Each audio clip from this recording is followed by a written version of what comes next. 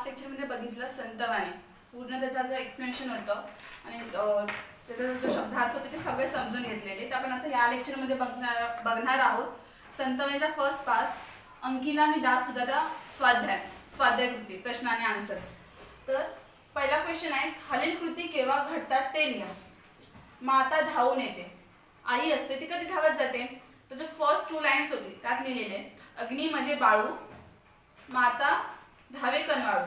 मतलब क्या, जब अग्नि में बाल अटक जाता है, फंस जाता है, जब बाळ आगीमध्ये सापडतं तेव्हा त्याला वाचवण्यासाठी तिची आई चिंताकुळ होते, व्याकुळ होते आणि त्याला वाचवण्यासाठी त्याच्या दिशेने धावत जाते. तर माता धावून येते. माता कधी धावते, जेव्हा तिचे बाळ आगीत सापडते तेव्हा. आगीत बाळ सापडल्यावर माता त्याला वाचवण्यासाठी त्याला मायेची ऊब देण्यासाठी त्याच्या दिशेने धावत जाते. नेक्स्ट क्वेश्चन आहे, पृथ्वीवर पक्षी झेपावते. ते कधी होतं, पृथ्वीच्या दिशेने जी पक्षी असते पंचिकप उसकी साइड से उड़ता है. तो जब उसका जो पिल्लू होता है पक्षी का, जब वो उड़ने की कोशिश करता है, जब वो छोटा होता है और उड़ने की कोशिश करता है तो वो अपने घटे से गिर जाता है नीचे धरती पर. और उसको बचाने के लिए जो उसकी पक्षिणी होती है, माँ होती है, उसकी तरफ झेप लेती है, मतलब उसकी और उड़ती है उसको बचाने के लिए, ताकि कोई और पंछी उसको चोंच ना मारे, उसको परेशान ना करे और उसको घटे में रिटर्न लेने के लिए बहुत प्रयास करती है. तो पृथ्वीवर पक्षी झेपावते. पृथ्वीवरती पक्षी कधी झेपावते, जेव्हा तिचे पिल्लू उडण्याची प्रॅक्टिस करत असताना धरतीवर पडते आणि त्या पक्षाला कोणी चोच मारू नये त्याच्यासाठी ती त्याला परत घटात आणण्यासाठी त्याच्या दिशेने झेप घेते. म्हणून लिहिले पिल्लू जमिनीवर पडतात त्याची जी पक्षिणी असते ती पृथ्वीवर म्हणजे धरतीच्या दिशेने झेप घेते. मग आहे गाय हंबरत धावते. गाय हंबरत कधी धावते, जेव्हा गाईचं वासरू गोठ्यामध्ये ओरडत असतं भुकेने, त्याला खूप भूक लागलेली असते आणि त्याला दूध मिळालं नसतं वासरूला, म्हणून ते खूप जोरजोरात ओरडत असते आणि त्याचा तो ओरडण्याचा आवाज ऐकून गाईला धावत नाही. म्हणून ती जी गाय असते ती आपल्या वासराकडे, आपल्या पिल्लाकडे त्याची भूक भागवायला जोरजोरात धावत जाते. गाय हंबरत धावते. कधी धावते, तर भुकेलेले वासरू पाहिल्यावरती. हिंदी में बोल दी थी, पूरा मराठी में बोल दिया मैंने. जब गाय का जो बच्चा होता है वासरू, जब वो बहुत भूखा होता है और उसको भूख के मारे वो रोने लगता है जोर जोर से, तब उसकी आवाज सुनकर गाय परेशान होती है और उसकी भूख भगाने के लिए उसकी तरफ दौड़ती चली जाती है. नेक्स्ट क्वेश्चन है, हरिणी चिंतित होते. आता हरिणी कधी चिंतित होते, जेव्हा जंगलात वनवा लागतो, मतलब जब जंगल में बहुत बड़ी आग लगती है, वनवा मतलब बहुत बड़ी आग लग जाती है और उस आग में जब हिरनी का बच्चा फंस जाता है, उसको मराठी में पारस बोलते हैं हिरनी के बच्चे को, जब वो फंस जाता है तो उसको बचाने के लिए वो जो हिरनी होती है उसकी माँ, वो व्याकुल होती है, बहुत परेशान होती है, चिंतित हो जाती है. तो कधी चिंतित होते ती हरिणी चिंतित होते. कधी होते, तर जंगलात वनवा लागल्यावर, म्हणजे जंगलात जेव्हा खूप मोठी आग लागते त्यात तिचे पाडस अडकते तेव्हा ती हिरणी खूप चिंतित होते आपल्या पाडसाला वाचवण्यासाठी. नंतर आहे नेक्स्ट क्वेश्चन, आकृती पूर्ण करा. कवितेतील माता आणि हिरणीचे वर्णन करणारे शब्द. म्हणजे माताला कोणता शब्द यूज केलाय वर्णन करताना आणि हिरणीला. तर फर्स्ट 2 लाइन्स आहेत, अग्नी माझे बाळे पाडू, माता धावे कनवाळू. माताला कुठचा वर्ड यूज केलाय, कनवाळू म्हणजे दयाळू. मातासाठी यूज केलं दयाळू. और हिरणीचा आहे लास्ट 3rd सेकंड, वनवा लागलासे वनी पाडीस चिंतित हरणी. मतलब काय, जेव्हा वनवा लागतो तेव्हा ती पाडस असते किंवा ती हरणी असते ती चिंतित होते, पाडस तिचं आगीत सापडतं म्हणून. जब जंगल में आग लग जाती है और उसमें जब वो बच्चा फंस जाता है हिरनी का, तब वो चिंतित हो जाती है. तो माता के लिए कनवाळू मतलब दयाळु माता और हिरनी चिंतित हो जाती है. फिर नेक्स्ट क्वेश्चन है, कौन थे लिहा. मतलब वो कौन थे, परमेश्वराचे दास. आता आपण पुन्हा तर बघितली होती पोयम अंकिला मी दास तुझा. तेच सांगतात की तिचं संत नामदेव आहे, त्यांनी स्वतःला विठ्ठलाचे दास म्हणून स्वीकार केले आहे. तर परमेश्वराचे दास कोण आहेत, म्हणजे विठ्ठलाचे दास कोण आहेत, तर संत नामदेव. ज्यांनी हा अभंग लिहिला. मग आहे मेघाला विनवणी करणारा. मेघ म्हणजे ढगाला विनवणी कोण करतं, तर लास्ट उदाहरण होतं एक, लास्ट सेकंड, की जो चातक पक्षी आहे तो काल्पनिक पक्षी आहे, कल्पना विस्तारने तो बनवलेला एक पक्षी आहे. तर ते लोक काय म्हणतात की जो चातक पक्षी असतो तो केवळ पावसाचा पहिला थेंब पिऊनच आपलं पूर्ण जीवन जगतो, अशी कल्पना विस्तार आहे फक्त. तर मेघाला विनवणी करतो पावसाच्या पहिल्या थेंबासाठी. तर तिथे लिहिले की मेघाला विनवणी करणारा चातक. मग नेक्स्ट आहे 4th क्वेश्चन, काव्य सौंदर्य. सेवेची झेपावे पक्षिणी, पिल्ली पडताच धरणी, भुकेले वत्सरावे, धेनू हंबरत धावे. सेवेची म्हणजे लगेच. आता तुम्हाला ह्या 4 लाईन्सचा काव्य सौंदर्यामध्ये एक्सप्लेनेशन लिहायचंय, मराठीमध्ये भाषांतर लिहायचं की त्याचा अर्थ काय. सेवेची म्हणजे लगेच, झेपावे म्हणजे त्या दिशेने उडते ती, पक्षिणी म्हणजे ते पाखरू, पिल्ली म्हणजे तिथे पिल्लू, पडताच म्हणजे पडणे, आणि धरणी मतलब धरतीवर. ते काय बोलताय, जब वो पंछी का जो पिल्लू होता है वो जब घटे से उठती हुई कोशिश करने के वक्त जब गिर जाता है धरती पर, तो उसको बचाने के लिए जो उसको पक्षिणी होती है उसकी तरफ दौड़ जाती है, उठते उसकी तरफ झेप लेती है.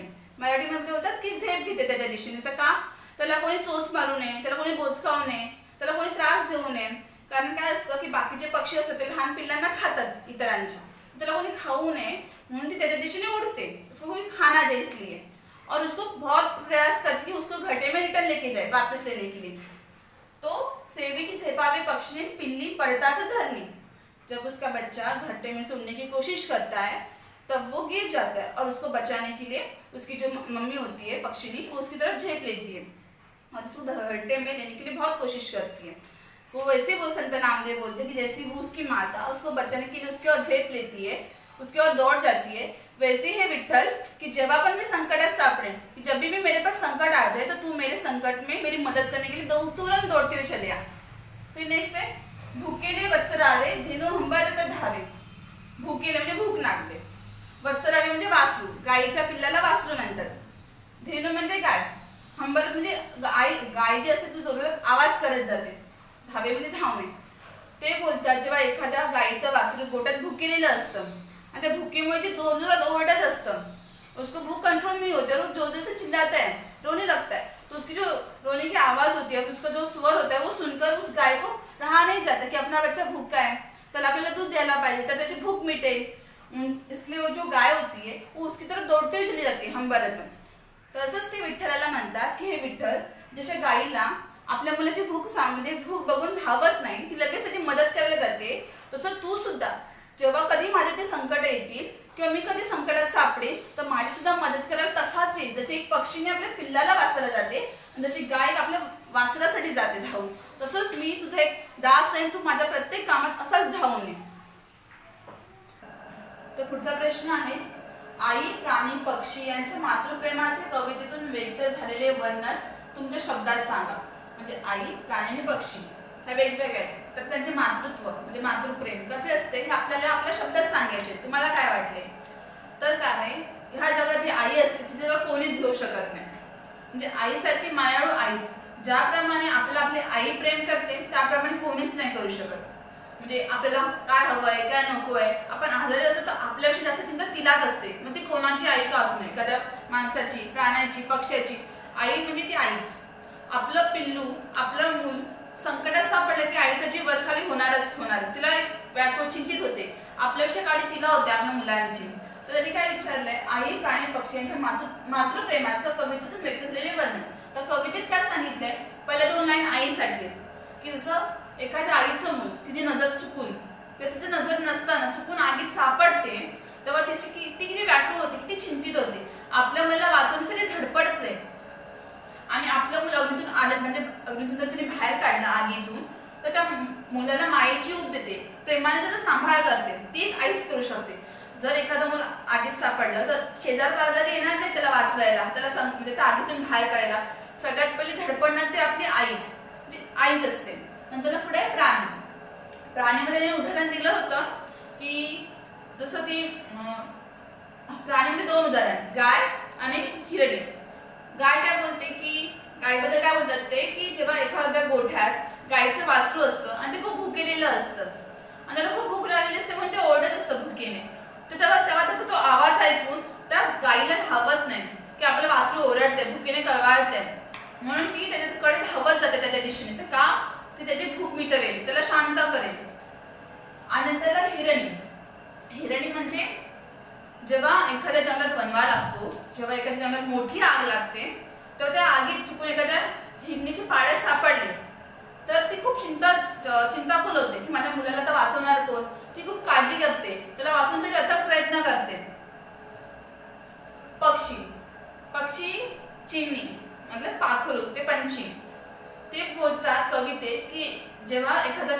उठण्याची प्रॅक्टिस करत असतं किंवा उठण्याचा प्रयत्न करत असतं.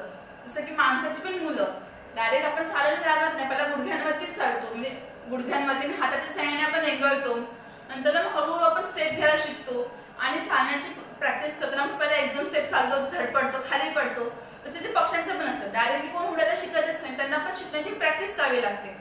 तर ते प्रयत्न करत असतात शिकण्याचा आणि एखादं पक्षीचं पाखरू जमिनीवरती पडलं तर पक्षी लगेच धावत त्याच्याकडे झेप घेते, त्याच्या दिशेने उडत जाते. तर का कोणी तिला चोच मारू नये, कोचकावू नये म्हणून, आणि परत त्याला घटत देण्यासाठी प्रयत्न करते, कारण तो सेफ राहावा, सेफ्टीसाठी त्याच्या. तशा प्रत्येक वेळी आपल्या बाळाची काळजी फक्त ही आईच घेऊ शकते. मग ती कोणाची का आई असते ते एकवरच असते.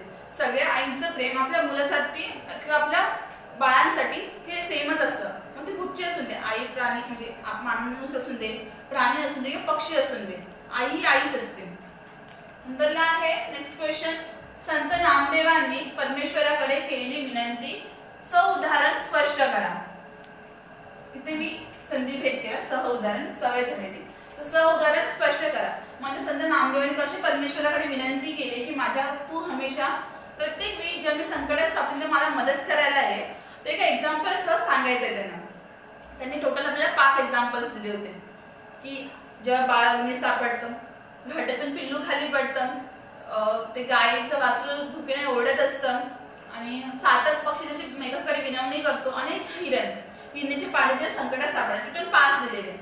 त्यांनी विचारले की उदाहरण म्हणजे किती उदाहरण, 1-2 उदाहरण तुम्ही दिली, इट डिपेंड्स अपॉन मार्क्स किती मार्काला विचारलंय, तर त्या मार्कानुसार तुम्ही उदाहरण द्या. तर ते 5 उदाहरणांपैकी तुम्ही कुठचीही उदाहरण देऊ शकते ते तुम्हाला इझी वाटतं एक्सप्लेन करायला. तर तिथे लिहिलं म्हणजे असं तुम्ही उत्तर लिहू शकतात की संत नामदेव परमेश्वराकडे विनंती करताना बोलतात किंवा म्हणतायत की ज्याप्रमाणे एखाद्या आईचे तिच्या नजरेने चुकून बाळ जेव्हा अग्नीत सापडते तेव्हा ती व्याकुळ होते, चिंतित राहते की माझ्या बाळाला वाचवणार कोण. नंतर त्या अग्नीतून बाहेर काढण्यासाठी खूप प्रयत्न करते, त्याला मायेची ऊब देते, प्रेम देते. तसंच तूही सुद्धा जेव्हा मी संकटात सापडेन तेव्हा माझ्याकडे धावू नये, माझी मदत करायला आहे. दुसरं उदाहरण म्हणजे पक्षीचं जेव्हा पिल्लू जेव्हा घाटातून खाली पडतं उठण्याचा प्रयत्न करताना, तेव्हा ती पक्षी त्याच्याकडे धावून झेप घेते त्याला वाचवण्यासाठी. तसं तूही सुद्धा संत नामदेव बोलतात की जेव्हा पण मी संकटात सापडेन किंवा माझ्या ते अशी परिस्थिती येईल की तू म्हणजे मी संघर्ष करीन तर तू माझ्या संघर्षात माझ्यासाठी धावू नये, मला मदत कर. तर उरलेले तुम्ही उदाहरण लिहू शकता, जसं की ते होतं चातक ढगाकडे विनवणी करतो, म्हणजे चातकाचं जीवनच असतं पावसाचा पहिला थेंब, आणि चातक हा काल्पनिक पक्षी आहे. आणि असं मानलं जातं किंवा अशी एक समज आहे की चातकाचं जीवन म्हणजे पहिला पावसाचा थेंब, म्हणून तो पावसाकडे त्या ढगाकडे विनवणी करतो पाऊस पाडण्यासाठी. तसंच संत नामदेव विठ्ठलाकडे विनंती करतात की तू माझ्यासाठी धावू नये. तर 3 उदाहरण मी दिली आणि उरलेली 2 उदाहरण त्यातली तुम्हाला जी आवडतील 5 पैकी ती तुम्ही तुमच्या स्वतःच्या भाषेत त्याचं उत्तर लिहा शब्दांमध्ये. पुढे आहे पक्ष्यांच्या प्राण्यांच्या आपल्या पिल्लांशी असलेल्या संबंधाबाबत तुमचा अनुभव. सहमत आहे की पक्षी किंवा प्राणी यांचा आपापल्या पिल्लांबाबत कसा अनुभव असतो, म्हणजे कसे त्यांचे संबंध असतात, रिलेशन, ते आपल्याला सांगायचं आहे. आता आधीच मी बोललेली की या जगात कोणती आई का असू दे ती आपल्या बाळासाठी तेवढीच धडपडते, इक्वल सगळ्या आया. तर त्यांच्यासाठी आपल्या बाळाचं प्रेम कधीच कमी होत नाही. जर तुम्हाला ट्राय करायचं असेल तर आपलं म्हणजे गावी कधी आपण गेलो तर गावी कोंबड्या असतात आणि त्या कोंबडीचे जे छोटे छोटे पिल्लं असतील ना तर त्यातल्या एका पिल्लाला फक्त हात लावून बघायचं, ती कोंबडी अशा अंगावरती धावून येते ना चोच मारायला की आपण जीव घेऊन पळू असे मागे लागते कोंबडी, का तर आपल्या पिल्लाला कोणतरी घेऊन जाऊ नये म्हणून. अशी एक व्हिडिओ पण होती व्हॉट्सअपवरती की जसं ते पिल्लू उचल त्याची ती कोंबडी त्याच्या मागे इतक्या जोरात धावत जाते की विचारायला नको. म्हणजे कोणतीही आई का असू दे तिच्यासाठी आपलं मूल आपलं बाळ हे इक्वलच असतं आणि कुठच्याच आईचं प्रेम आपल्या बाळासाठी कधीच कमी होत नाही, मग प्राणी असू दे किंवा पक्षी. मग त्याच्याबद्दल तुमचा अनुभव, तुम्ही काय अनुभव करता की तुमचे काय मत आहे हे तुम्हाला सांगायचं आहे. तुमचा अनुभव लिहा, स्वमत.